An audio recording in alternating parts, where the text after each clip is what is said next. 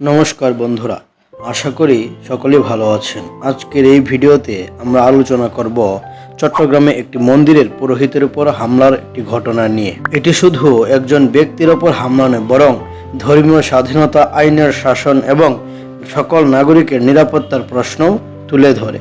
ঘটনাটি হচ্ছে চট্টগ্রামের চান্দগাঁও বাহির সিগন্যাল সর্বজনীন শ্রী শ্রী মা চণ্ডী মন্দিরের সম্মানিত পুরোহিত শ্রী সুশান্ত মুখার্জির মন্দিরে আসার পথে পূর্ব থেকে অত পেতে থাকা সন্ত্রাসীরা প্রথমে কাপ্তায় রাস্তার মাথা এবং পরবর্তীতে মন্দিরের সামনের রাস্তায় তানিয়া টেলিকমের সামনে নিরপরাধ বয়স্ক পুরোহিতের উপর পরিকল্পিতভাবে অতর্কিত সন্ত্রাসী হামলা চালায়।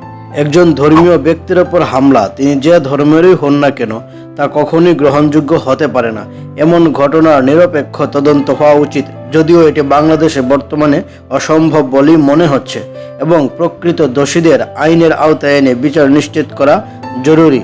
আমাদের সমাজে সব ধর্মের মানুষ যেন নিরাপদে নিজেদের ধর্ম পালন করতে পারেন, সেটি নিশ্চিত করা রাষ্ট্র ও সমাজ উভয়েরই দায়িত্ব। কিন্তু আমরা দেখতে পাচ্ছি যে বর্তমানে বাংলাদেশে সনাতন ধর্মাবলম্বীদের অবস্থা খুবই করুণ। তাদের উপর প্রতিনিয়ত হামলা, নির্যাতন, তাদের বাড়ি ঘরে ভাঙচুর ইত্যাদি করা হচ্ছে, যার ফলে সনাতন ধর্মাবলম্বীরা বাংলাদেশে হুমকির মুখে এবং তাদের অস্তিত্ব সংকটের মুখে পড়েছে।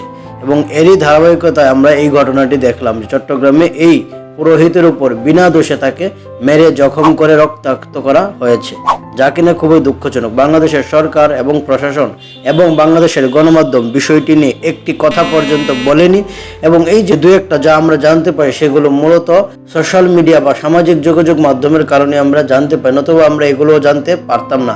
কিন্তু এগুলো জেনেও সরকার বা প্রশাসন কোনো রকমের কোনো ব্যবস্থা নেবে না বলে আমাদের ধারণা।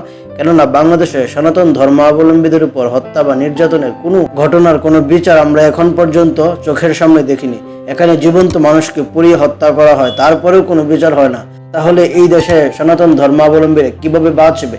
তবুও আমি আশা করব প্রশাসন এবং সরকারের প্রতি তারা যেন এই বিষয়ে দৃষ্টিপাত করে এবং তারা যেন সনাতন ধর্মাবলম্বী সাধারণ মানুষদের রক্ষার জন্য কোনো ব্যবস্থা গ্রহণ করে। তো আমি আপনাদেরকে বলবো, আপনারা ভিডিওটি দেখবেন এবং অন্যদের মাঝে প্রচার করে জানিয়ে দিবেন এবং নিজেরা সচেতন থাকবেন। আমার কথাগুলো আপনারা একটু ভাববেন। তো আজকে এই পর্যন্তই, কথা হবে পরবর্তী এপিসোডে। সেই পর্যন্ত ভালো থাকুন। ধন্যবাদ সবাইকে। নমস্কার। ওম শাম।